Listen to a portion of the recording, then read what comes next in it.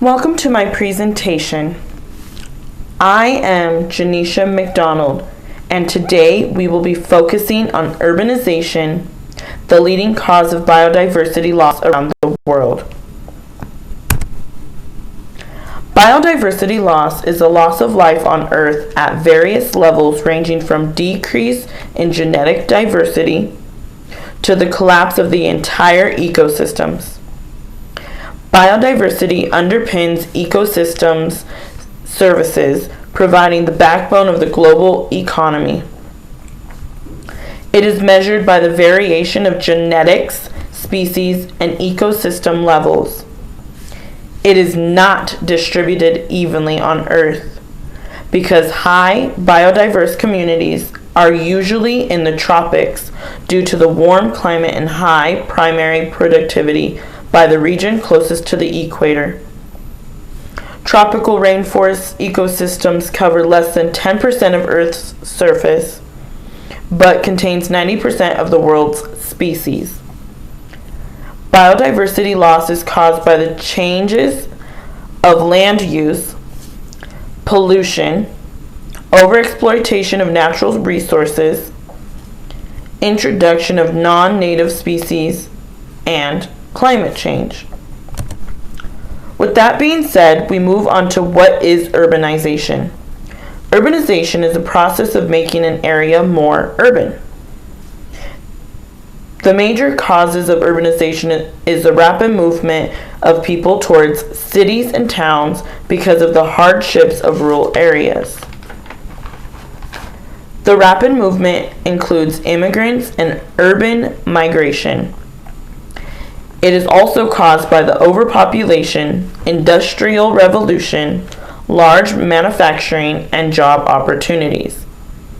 It affects habitat loss, fragmentation, pollution, overexploitation. It also affects the economy, ecology, and society. So, how does urbanization affect biodiversity loss? Well, with the growing of urban areas, they are causing the most destruction to high biodiversity habitats in coastal places like China, Brazil, or Nigeria. This adds up to the big loss of biodiversity because species-rich communities are globally 50% lower at urban sites than the natural habitat. Urbanization compromises biodiversity directly through habitat degradation. It is responsible for the endangerment of 275 species and has put over 305 non-native species onto the endangered species list.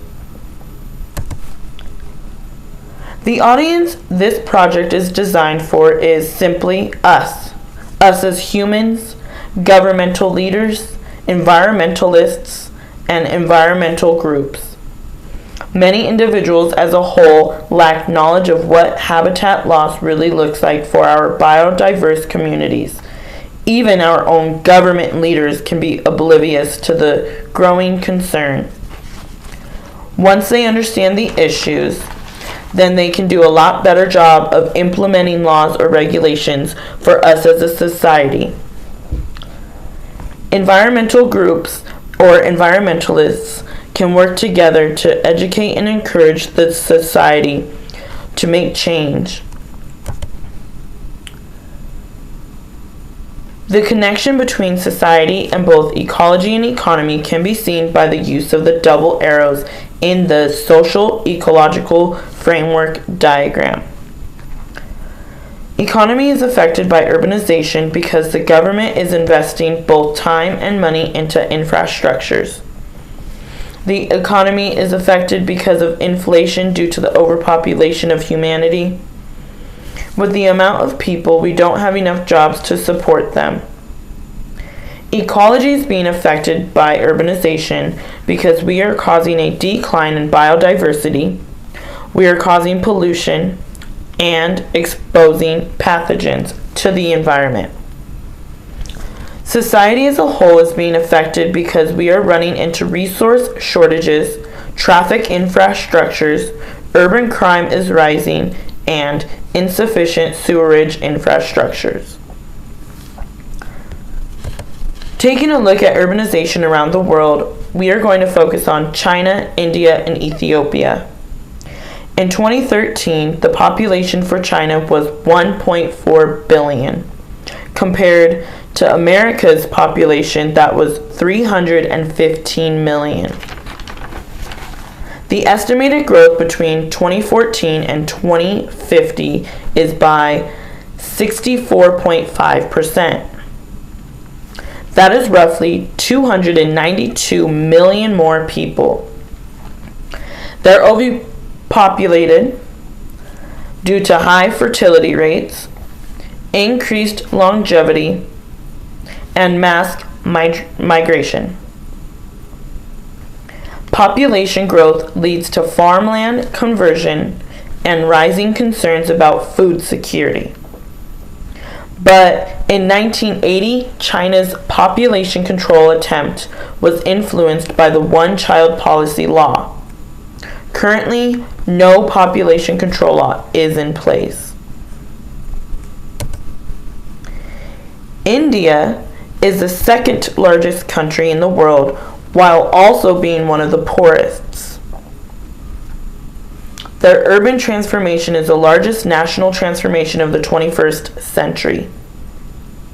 In 2011, India was calculated at 1.2 billion people compared to America's 314 million. The population is expected to increase by 436 million people every year for the next 20 years. 87.5% of the population live in slums. This kind of growth is leading to challenges like providing housing, infrastructures, and addressing slums. The biggest question in India is, will there be enough land to support the demand of infrastructuring? Many services like water, or solid waste don't reach much of the population. Population control was attempted in 2016 when parents were limited to 2 children per household. It was unsuccessful. On the flip side, Ethiopia is the least urbanized country. Agriculture is the primary source of Ethiopia's economy, thus why they lack urbanization. In 2018, population was 107.5 million compared to America's 332 million. Their urbanization level is 21.1% compared to the world's average of 55.7%. The estimated growth by 2050 is 38.5%.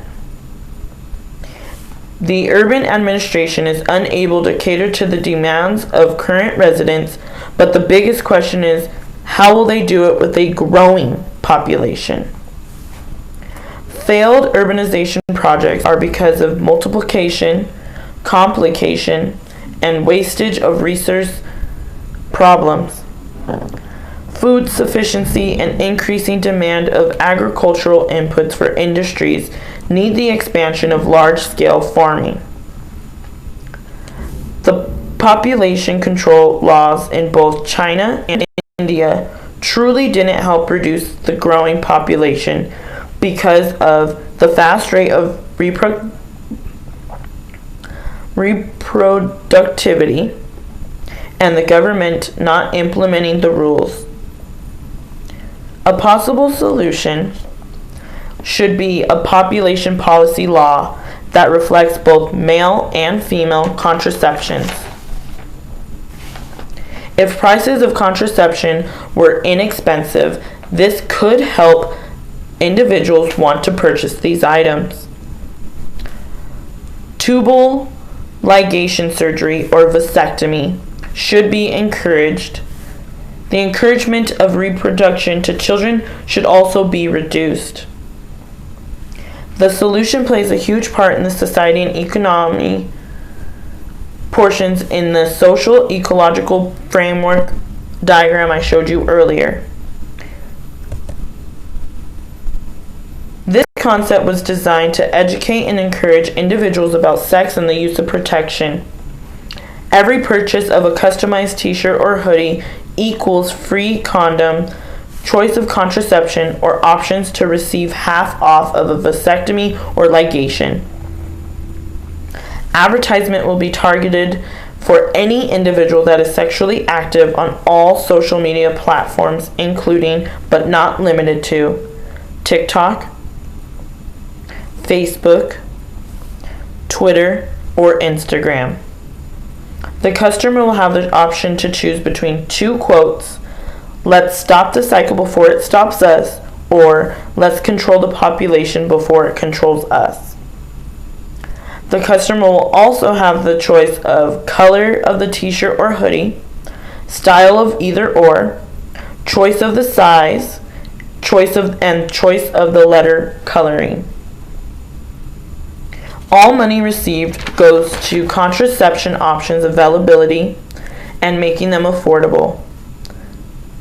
The goal is to educate the public on how the increased population affects the biodiverse communities. In the end, the contribution to biodiversity loss is simply done by urbanization, some of which is uncontrolled. My goal is to help change the negative impacts of urbanization by living a more sustainable lifestyle. Whether it is picking up trash at a park, recycling, growing my own food, planting trees, or educating my family and friends, I will become an advocate for our biodiverse communities and a role model for upcoming generations. Thank you for watching this presentation. If you have any further questions, please contact me at the email listed below. Thank you again.